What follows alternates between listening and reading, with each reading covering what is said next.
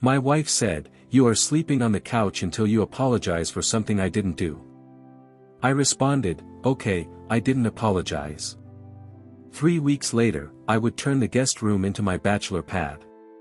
When she finally stepped in, I, 39 male, got banished to the sofa 3 weeks ago over something so ridiculous it still makes my head ache. My wife, Dorothy, who is 37, accused me of flirting with the new neighbor, Michelle, who is just 23 and has just moved in with her boyfriend. Here's what truly transpired. I was taking out the garbage. Michelle was struggling with a huge box. I helped her bring it to her door. We spoke for perhaps 2 minutes about the neighborhood. That was it. That was a serious crime. Dorothy saw this through our window and went nuclear. She told me I was all over her and literally drooling. When I tried to explain, she slapped me with, "Don't gaslight me, Steve. I saw what I saw. You are sleeping on the sofa until you apologize and confess what you did." I stayed there for a moment, considering the inanity, then responded, "Okay." She blinked. "All right, that's it." "Yes, all right. I will sleep on the sofa until I apologize." "Sure." She stormed off, perhaps expecting me to beg within hours. But here's the point, I didn't do anything wrong. I'm not sorry for helping a neighbor. That's not how this works. Night 1 on the sofa sucked. Our sofa is excellent for sitting but horrible for sleeping. My back was killing me by morning. Dorothy walked down, saw me preparing coffee, and asked, "Are you ready to apologize?" "Nope." She huffed and left for work. By night 3, I had finished with the sofa. We have a guest room, decent size, mainly storage and Dorothy's extra closet space. I took my pillow and spent the night in there on the old futon. Still not perfect, but better than the sofa. Dorothy noticed. "Is the sofa too uncomfortable for you?" "Definitely." "Then apologize." "No." She literally grinned like she was winning some game. "Okay. Enjoy the futon." But here's where it becomes fascinating. I make some decent money as a project manager. Dorothy makes decent money too, in marketing, but we have separate accounts for personal spending after expenses. I had approximately $3,000 saved for a new tool set that I had been coveting. Decided to redirect that money. Day 4, bought a memory foam mattress, queen size, for $800 with same week delivery. Day 7, visit Facebook Marketplace. Purchased a leather recliner for $200. Solid wood desk, $150. And a 55-inch television someone was dumping for $300. Borrowed my friend Greg's vehicle. Brought it all in when Dorothy was visiting her sister. Day 10, Amazon Prime is wonderful. Small microwave, $60. Leaves. Quick save. Fixed some floating shelves, $50. Got a nice rug, $120, that actually tied the room together. Day 14, this is when I could have gotten petty. Purchased a PlayStation 5 for $500 and a soundbar for $200. Also got some blackout curtains, $40, because why not? Day 18, the final touches. LED strips for lighting the mood. A few of the band posters I had always wanted to display. And this is the most appealing part, an electronic lock for the door, $150.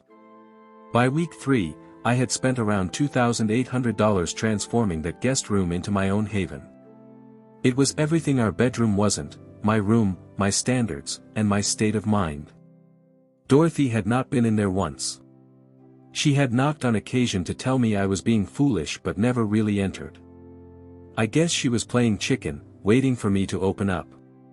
Last night, everything came to a head. I was relaxing in my room playing Call of Duty with Greg online shortly before I heard Dorothy try the door lock. It didn't budge, obviously. "Steve, why is this door closed?" I halted the game. "Privacy. Open this door now." No thanks. I'm fine. Stillness, then boom, bang, bang. Steve, open this door right now. I slowly got up, stepped to the door, but didn't open it. Dorothy, you banished me from our bedroom. This is my room now. You're welcome to apologize for wrongly accusing me at any moment. I'm not apologizing. I saw what I saw. Open the door. No. Then I overheard her on the phone with her mother. Oh boy. Setting it on a loudspeaker so I could hear everything, classic Dorothy move. Mother, he has lost his mind. He has locked himself in the guest room and refuses to come out. Her mother, Elena, loud as always, how do you mean, locked in his own house? He placed a lock on the guest room. An actual lock with a code. So, why is he in the guest room, darling? Dorothy paused. He is being punished. For what? He was flirting with the female neighbor. Was he truly? Mother, whose side are you on? I'm only asking, darling. What did he do exactly? Dorothy went silent. Then, he assisted her in carrying a box. Even Elena went silent. That's it? You didn't see the way he was looking at her. Dorothy, darling, I think you should apologize. I cannot believe you're taking his side. She hung up, then continued banging. Steve, I'm getting a locksmith. Just go ahead, I shouted back. I own this house too. I can place a lock on any interior door I like. Review the law. I had just Googled this already. As long as it's not blocking an exit in an emergency, and both parties own the home, interior locks typically work fine. She must have Googled it too, since she stopped threatening the locksmith. Then followed the text messages. Oh dear, the text messages. This is ridiculous. You are behaving like a child. That room is for guests. All of your clothes are still in our room. I got new clothes. They are in my closet right now. Your closet? It's a guest room. Not any longer. You cannot simply claim a room. You claimed the entire bedroom. I'm simply coping with what I've got. That's different. You were being punished for a crime I didn't commit, so I made alternative arrangements. This is ridiculous. Return to our room. Did you just welcome me back? But only if you apologize, then. No thanks. I'm good here. This morning, when I was at the workplace, she eventually went in. I have a camera in there, effectively placed, it's my room now. Watched her jaw definitely drop as she witnessed the transformation. She stood at the doorway for about 5 minutes, just watching. Touched the television screen, looked at the small fridge, and sat in the recliner. Then she came across the PlayStation, and I believe she looked like she was ready to cry. When I arrived home, she was seated at the kitchen table. No resentment this time. Just defeat. You truly set up an entire apartment in there. It's simply a room with a fridge and a microwave and a PlayStation. Definitely. How much did all that cost? My own savings, not marital money. She was silent for quite some time. Then, are you really not going to apologize? I'm definitely not going to apologize for something I didn't do. So what? You're just going to live in there forever. Unless you apologize for wrongly accusing me and banishing me from my own bedroom? Yes, pretty much. This is crazy. It was crazy 3 weeks ago when you began it. Now it's just my new routine. She rose up and left. Haven't seen her again. It's 10 p.m. now, and she's in our old bedroom. I'm in my room writing this and eating pizza. Having my game loaded up, fresh beer from my fridge, and sincerely. I'm fine. Is this small-minded? Indeed. But I'm a mature guy who got kicked out of his bedroom for assisting a neighbor carry a box. If she wants to die on this hill, I'll construct a whole damn house on mine. Update 1. Well, the scenario got worse in ways I didn't see coming. Dorothy's entitlement has increased to new heights, and I have been able to match it each step of the way. First, she tried to weaponize domestic duties. Stop doing my laundry. Joke's on her, I got my own small washer-dryer set for $400 from Craigslist. Yeah, it fits in my room. Then she stopped preparing my portions for dinner. I have my microwave and small fridge. Began preparing food on Sundays. I even got an air fryer, $1.80, that stays on my desk.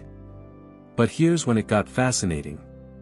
She held a house meeting with her close friend Christina as a mediator. They sat me down in the family room like this was a form of intervention. Christina, Steve, don't you realize that this has gone too far?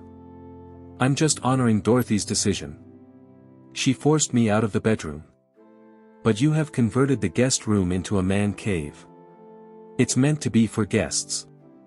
What guests? Your mother, who stays in hotel rooms because she does not like our guest bathroom. Your brother, who hasn't come to visit in 2 years. That's not what's important.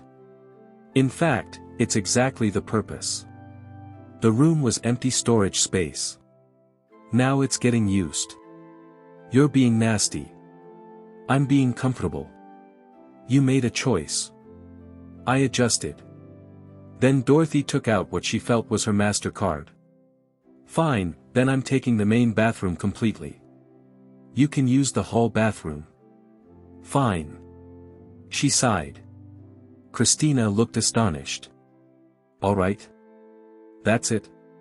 Yeah. You want to become more aggressive? Fantastic. The hall bathroom is fine. What she didn't realize is that I had already been thinking about this possibility for a while.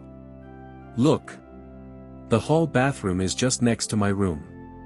The main bathroom is attached to our old bedroom, but you must walk through the bedroom to gain access to it. That night, I took all my belongings to the hall bathroom. But I did not stop there. Installed a waterfall showerhead for $60. Got one of those lavish Japanese toilet seats with the cleaning function for $200. Game changer, by the way. I purchased expensive towels, a humidifier, plants, the works. That bathroom changed from basic to luxury standard within 2 days. At that point, Dorothy began to realize that owning the master bathroom meant she was the only one washing it. She complained to her sister over the phone, thin walls, I overheard everything. He does not even use it anymore. He simply moved to the other bathroom and made it incredible.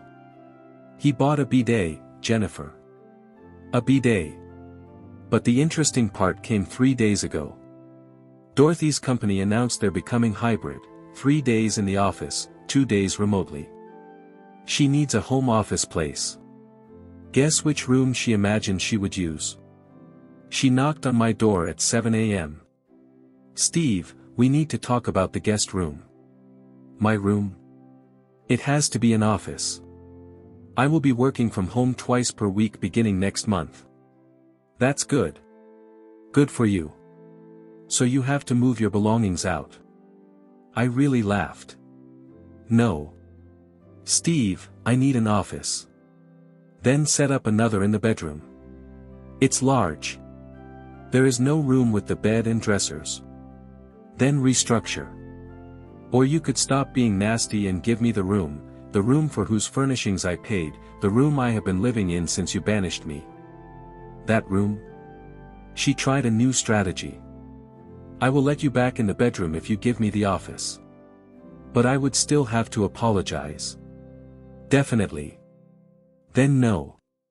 She shut the door and left. 20 minutes later, I heard pounding. She was placing a desk in the living room corner. Her office is now in the room where I watch television. Yesterday was the crown jewel of entitlement, though. I arrived home and discovered the lock on my door had been tampered with. There were marks of scratching around the keypad.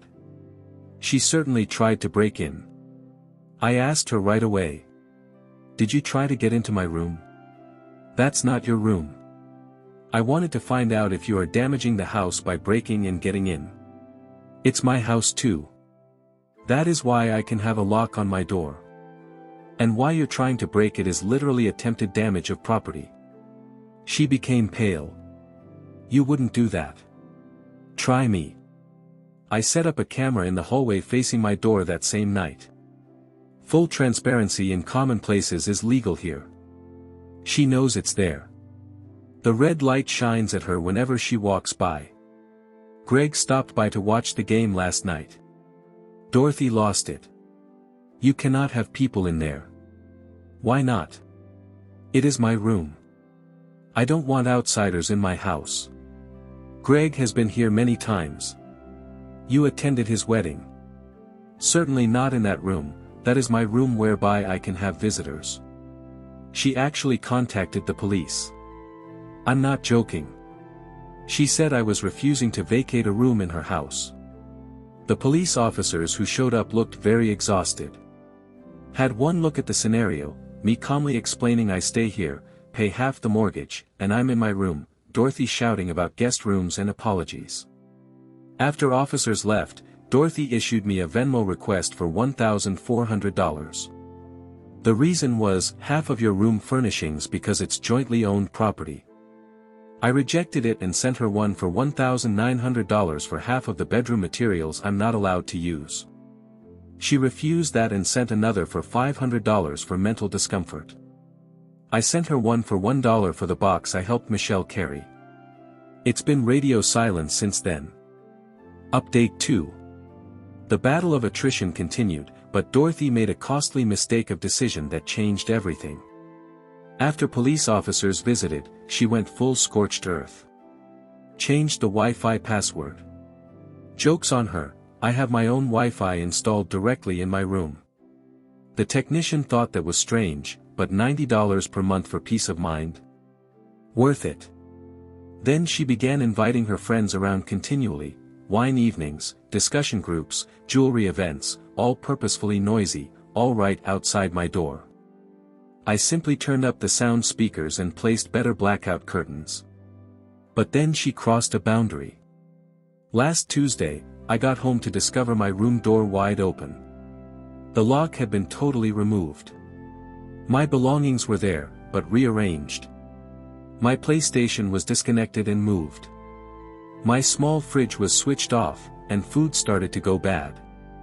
My bed was stripped, the sheets were in a pile, and there was a note that read, "Maintenance inspection needed." Management. Except we don't have management. We own the house. I contacted her right away. What the hell, Dorothy? The room required inspection for damage. You sneaked into my room and touched my things. It's not sneaking in if I own the house.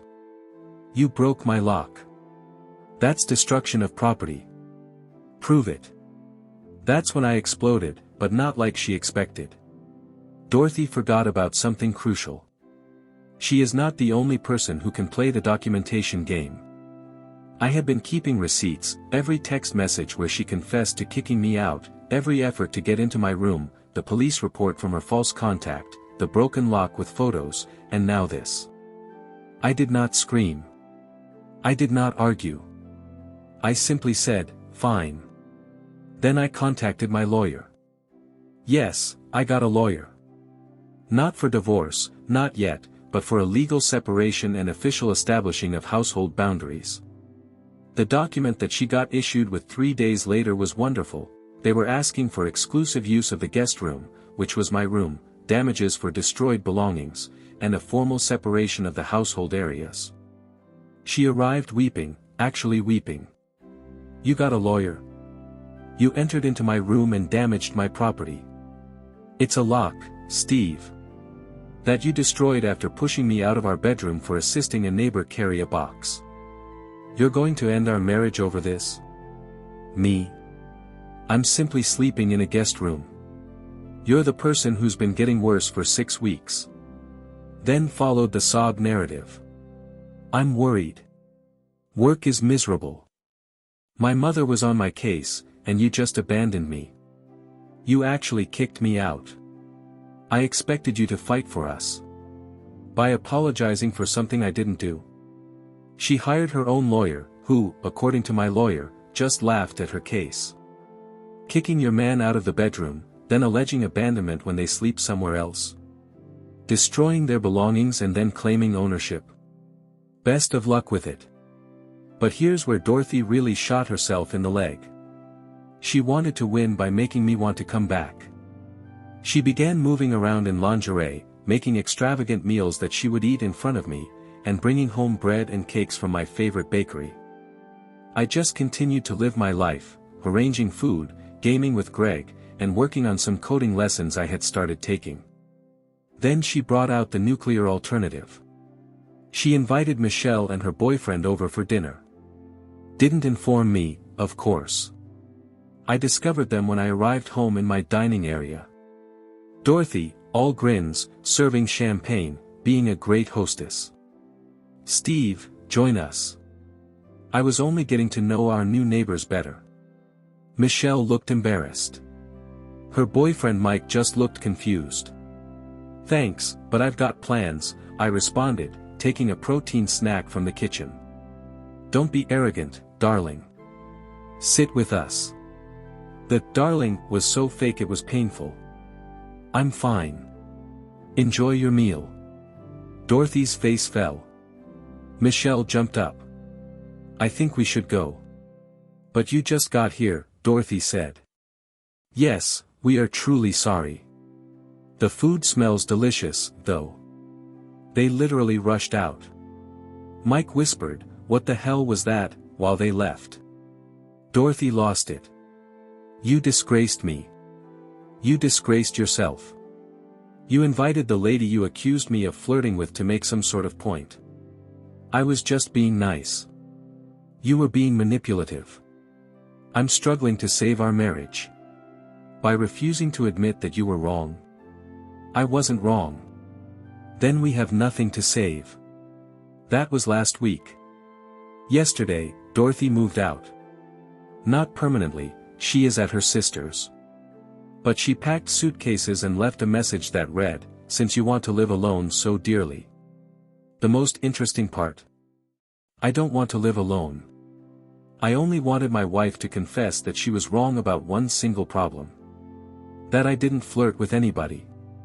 That assisting someone carry a box is not a crime. Pushing me out was an overreaction. However, she chose to blow up our whole existence. My lawyer says I have a solid case for owning the house if we divorce, particularly with her voluntarily leaving and the documentation of her pushing me out first. But that's not what I wanted. I'm here in my room, my extremely wonderful room, writing this update. The home is peaceful. Very peaceful. But I'll certainly be damned if I apologize for something I didn't do. She texts me every couple of hours. Ranging from, "I miss you," to, "You're spoiling everything," to, "Just say sorry and we can forget this." A month ago, I helped a neighbor carry a box. That's it. That's the crime that actually ended my marriage.